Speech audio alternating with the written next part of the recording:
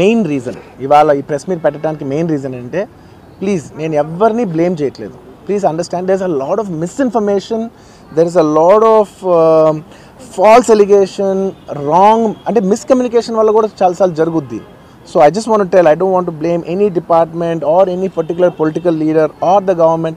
In fact, government though we are very very happy because మాకు theatre special prices ఇచ్చారని we are actually very happy with them.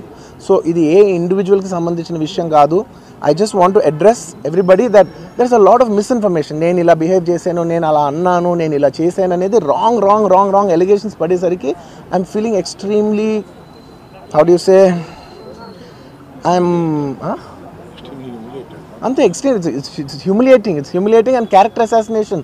నేను 20 ఏళ్ళుగా నేను ఎప్పుడు ఇలాంటి ఇష్యూలో 20 ఏళ్ళుగా నన్ను చూస్తున్నారు కదా, నేను ఎప్పుడైనా ఇలా చేస్తానా, ఇలా అంటానా, ఇలా మాట్లాడగలనా? అలా అన్నప్పుడు చాలా బాధ వేస్తుంది. ఎందుకంటే ఓకే అది ఫ్లోలో చెప్పచ్చులే, అది ఇట్స్ ఓకే. ఎనీవేస్ జరిగిందంతా మాత్రం చాలా there is a lot of wrong information going on, there is a lot of misinformation, lot of false allegation, especially నా క్యారెక్టర్ అసాసినేషన్ చేసేసరికి.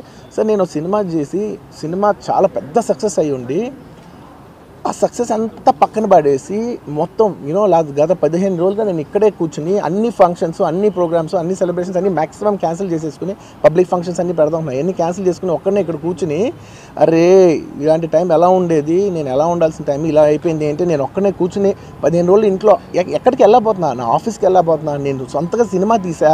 ఒక సినిమా తీసిన సినిమా 3 ఏళ్ళు కష్టపడి తీసిన సినిమా థియేటర్లో ఎలా ఉందో కూడా నేను చూడలేదు ఇప్పటివరకు. నేను నా సినిమా థియేటర్లో ఎలా ఉందో చూడలేదు నేను.